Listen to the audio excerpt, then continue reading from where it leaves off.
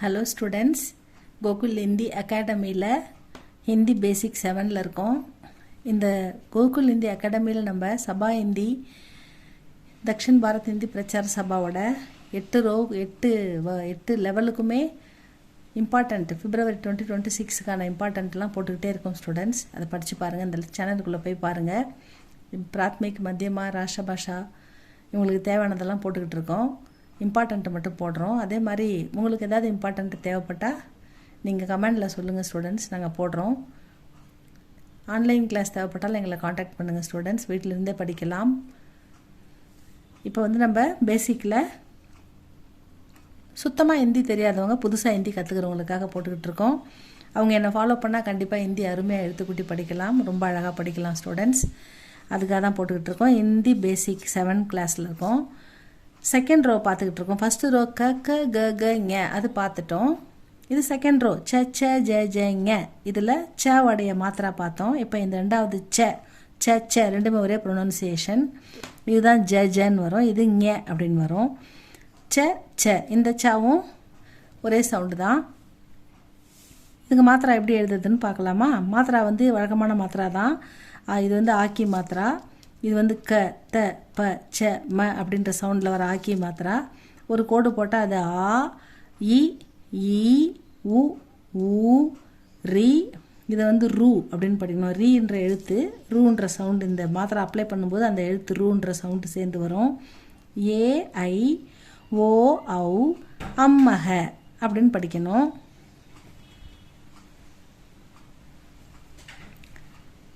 இது ச ச ச போட்டு எந்த மாத்திராவும் போடலை. அப்போ இது இந்த ஆக்கி மாத்திரா.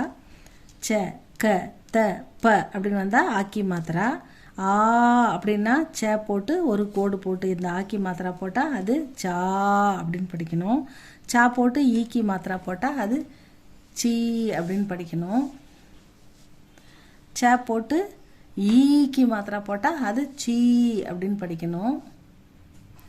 சா போட்டு ஊக்கி மாத்திரா போட்டால் சு. சா போட்டு ஊக்கி மாத்திரா போட்டால் சூ.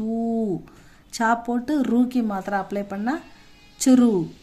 சா போட்டு ஏக்கி மாத்திரா அப்ளை பண்ணால் சே. சா போட்டு ஐக்கி மாத்திரா அப்ளை பண்ணால் சை. சா போட்டு ஓக்கி மாத்திரா போட்டால் சோ. சா போட்டு அவுக்கி மாத்திரா அப்ளை பண்ணால் சௌ. சா போட்டு மேலே புள்ளி வச்சா சம்.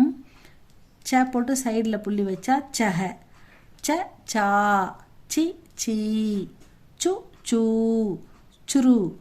சே சை சோ சௌ சம் சஹ. ச சா சி சி சு சு சுரு சே சை சோ சௌ சம் சஹ.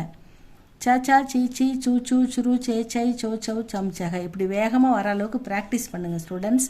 இது நடுவில் என்னென்னு கேட்டால் இது சிரு, இது சௌ, இது சீ, இது சூ, இது சம், இது சா அப்படின்னு சொல்ல தெரியணும். அந்தளவுக்கு நமக்கு மெமரி ஆகணும், அப்படி சொல்ல தெரியணும். அதனால் ஸ்பீடாக படித்து நல்லா ப்ராக்டிஸ் பண்ணுங்கள். இது நல்லா ஸ்பீடாக வந்ததுனா தான் நமக்கு ஃப்ளூயண்ட்டாக வந்ததுனா தான் நல்லாயிருக்கும். ஃபஸ்ட்டு நீங்கள் பேசிக்கில் ஆ ஆ இ படிச்சுட்டு க க க க படிச்சுட்டு அப்புறம் அந்த மாத்திரா படிங்க.